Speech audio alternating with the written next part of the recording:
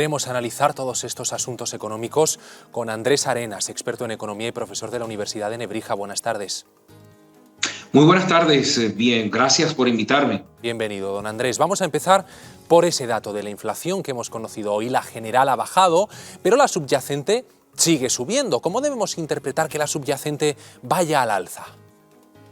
Claro, la subyacente sale del IPC, de la inflación principal. Lo que se extraen son dos rubros muy importantes: la gasolina, la electricidad, el gas y el índice de alimentos no elaborados, es decir, frutas, verduras. Pero si usted va a comprar el típico roscón de Reyes, eso va a entrar dentro de esta llamada inflación subyacente.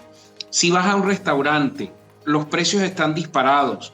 Esa es mucho más difícil de atrapar y obviamente no se están tomando medidas apropiadas para que esta inflación subyacente baje, porque se habla del subsidio de la gasolina, se habla de alguna negociación para bajar la electricidad, de obligar a las eléctricas con esto y con aquello, pero resulta ser que no todo son estos elementos más volátiles. También hay elementos, como he dicho, comidas preparadas, si usted se va a comer un pollo, si usted va a comer algo en un restaurante o si simplemente no está dentro de su cesta básica el comprar solamente la fruta y la verdura. Entonces, claro, son cifras un poco engañosas y por eso la inflación subyacente es un elemento mucho más a considerar, porque realmente es lo que gastamos, más allá de que vayas a la estación de servicio a echar gasolina o vayas a comprar fruta y verdura, que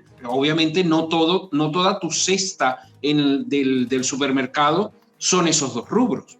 Andrés nos ha puesto unos ejemplos que nos ha quedado clarísimo lo que nos quiere decir. Es muy significativa también la bajada que estamos viendo de los precios del petróleo. ¿A qué se debe y cómo está influyendo en nuestra economía? Claro, en el caso del precio del petróleo, ahí estamos en precisamente elementos más volátiles de las compras que hacemos normalmente en la calle. ¿Qué pasa? El precio del petróleo sin duda se ubica ya por debajo de los $83 el barril, lo cual es uno de los niveles más bajos que ha tenido en todo el año.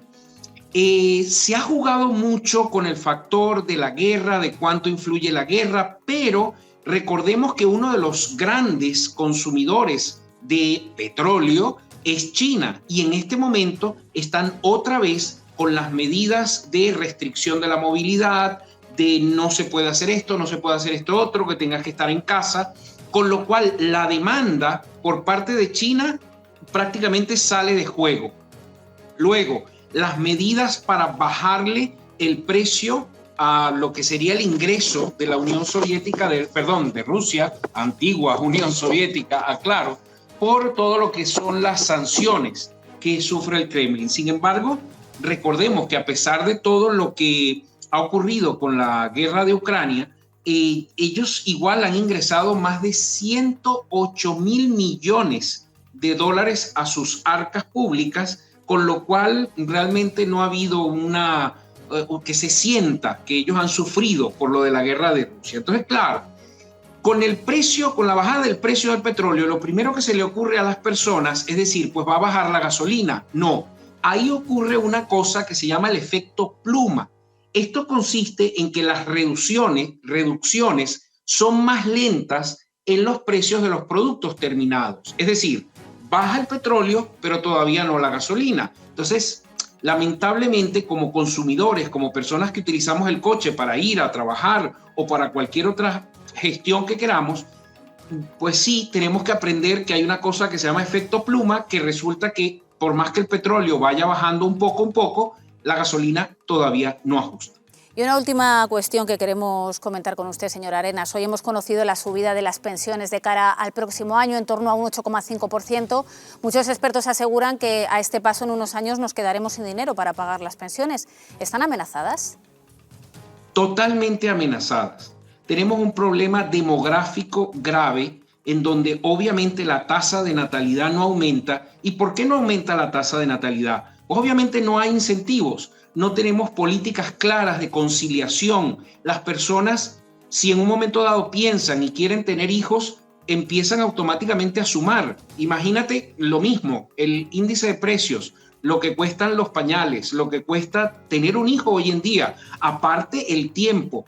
Una pareja normalmente trabajan los dos, entonces ¿quién lo cuida? En algún momento se hablaba mucho de la intervención de los abuelos, volviendo a ser padres, y todos estos factores de alguna u otra manera afectan la natalidad. Al afectar la natalidad, obviamente no hay profesionales jóvenes, fuerza de trabajo que pueda estar disponible para de alguna u otra manera cubrir cuando a nosotros nos toque pasar a la jubilación. Recordemos que, como bien lo habéis dicho, la no contributiva sube un 15% y la no contributiva es de personas que no llegaron, que no alcanzaron, que tienen alguna discapacidad. O sea que estamos hablando de unos factores bien complicados y sí, hay una amenaza clara a que llegue algún momento en que se cierre o que el gobierno en el momento dado decida, pues vamos a aumentar la deuda, pero ya la deuda tiene muy poco margen para destinarla a lo que sería el pago de pensiones. Entonces es una situación bastante crítica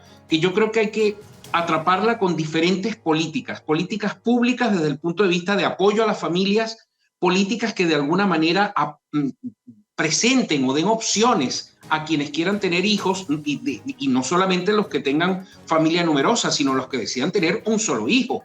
Y obviamente que no exista la fuga de talentos que existe hoy en día. Personas altamente capacitadas, universitarios españoles que deciden irse a otros países porque piensan que sus opciones van a ser mejor y realmente son mejores. Entonces, esto hay que atraparlo de alguna manera porque realmente nos vamos a quedar sin pensiones.